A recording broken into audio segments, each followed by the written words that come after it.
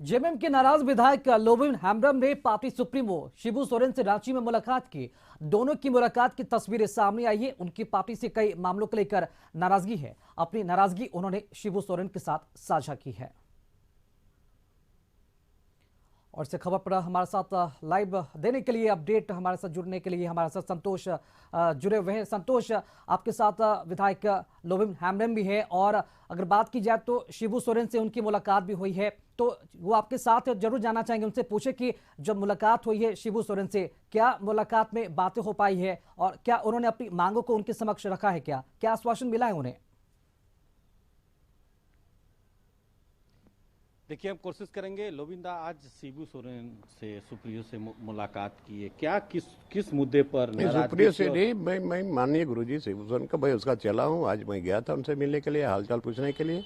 हालचाल पूछा पूछी हुआ और फिर लास्ट में सत्तू भी हमको पिलवाए, एक गिलास सत्तू पिया और उसके बाद मैं चला आया।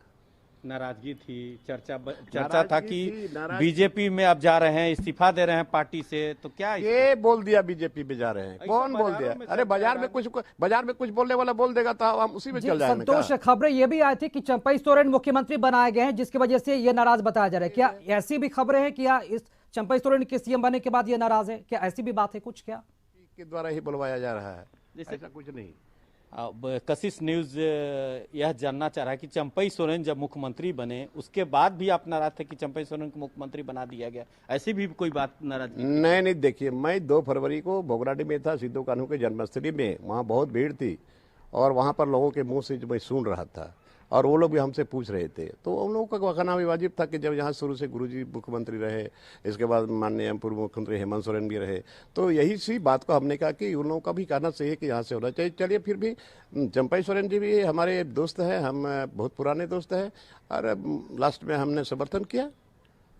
माने आप बधाई दिए चंपई सोरेन जी को? अभी तो कल फ्लोर टेस्ट होने दिए ना, फोन पे बधाई दिए? नहीं, एकदम लगाए थे बट नहीं हो सका। नहीं हो सका। आप किसको चाह रहे थे मुख्यमंत्री बनाने के लिए? वो जब छोड़िए ना, चाह रहे थे किसको चाह रहे थे, बात अलग है। वहां की लोगों की भावनाओं को मैं कह रहा था। अब बन गए तो बन गए। संतोष, हम चाहेंगे कि लोबिन हेम्ब्रम उनसे आप सवाल करें कि वो कैसा मंत्रिमंडल चाहते हैं। क्या लगता है कि और इस पद के प्रबल दावेदार कौन हो सकते थे? अगर चंपई सोरेन अगर ना होते तो और कोई भी हो सकता था क्या? और हमारा जो डिमांड है वो चंपई सोरेन मुख्यमंत्री नहीं होते तो कौन हो सकते थे?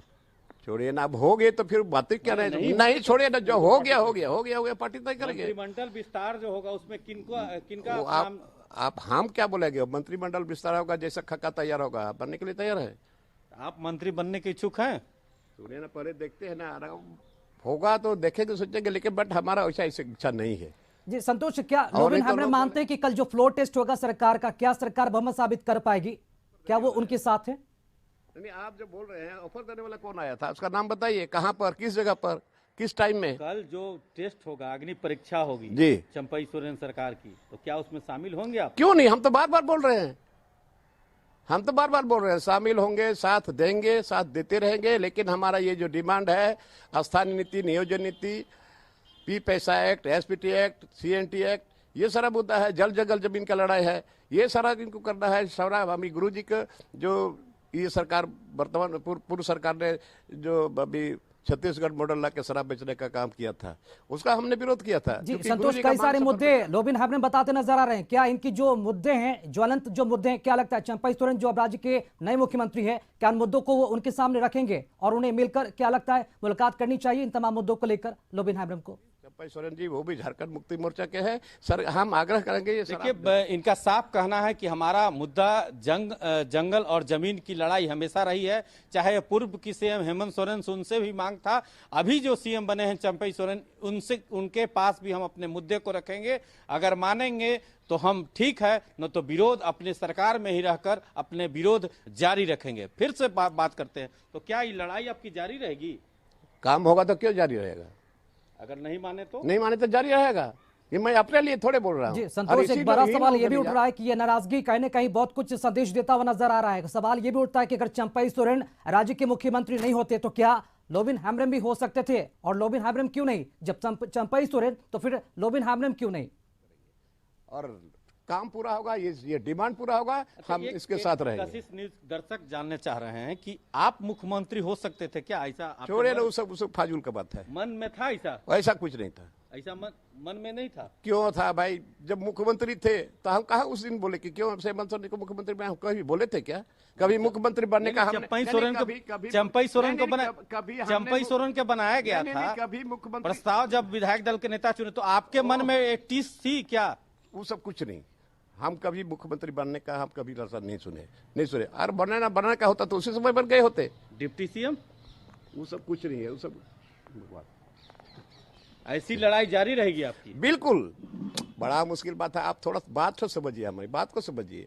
ये मुद्दा जो हमारा है, जो यहाँ के लोगों का जन्मीन मुद्दा है, ये मुद्दा ये सरकार करे। इसलिए ना आज मीडिया के माध्यम से मैंने इस बात को फैलाया है, मैंने आग्रह किया है कि भाई ये मुद्दा हमारा है, ये झारखंड के लोगों का मुद्दा है। एक आखिरी सवाल जरूर चाहेंगे कि आप उनसे जरूर करें, क्योंकि मुख्यमंत्री जब थे हेमंत सोरेन, क्या इन तमाम मांगों को लेकर उनके समक्ष उन्होंने मुलाकात की थी? उस वक्त उनका क्या आश्वासन था सीएम हेमंत सोरेन जब हुआ करते थे? देखिए, बता दें राकेश कि कई बार जंगल जमीन को लेकर हेमंत सोरेन मुख्यमंत्री, जब पूर्व मुख्यमंत्री थे, उनके सामने भी इन्होंने उठाने का काम किया, लेकिन इनके बातों पर ध्यान लोगों ने नहीं दिया या मुख्यमंत्री नहीं दिया। कई बार इन्होंने सदन के अंदर और सदन के बाहर भी रखा। तो क्या लगता है, जमीन के घोटाले में ही हेमंत सोरेन जेल चल गए? देखिए, आप जो भी किया हो गलत हुआ है, ये अच्छा नहीं हुआ, हमको भी दर्द है, हमको भी तकलीफ है, लेकिन सारा दोष हम इनके सलाहकारों को हम देते हैं। धन्यवाद। देखिए, सलाहकारों को दोष देते हैं, इसमें हेमंत सोरेन की दोष नहीं। एक मेरे साथ सीपीआई के नेता अजय सिंह भी हैं, जानना चाहते हैं कल जो आप लोग का परीक्षा है पार्टी का, इसमें क्या लगता है आपको? नहीं, पूरी तरह से बहुमत साबित करेंगे।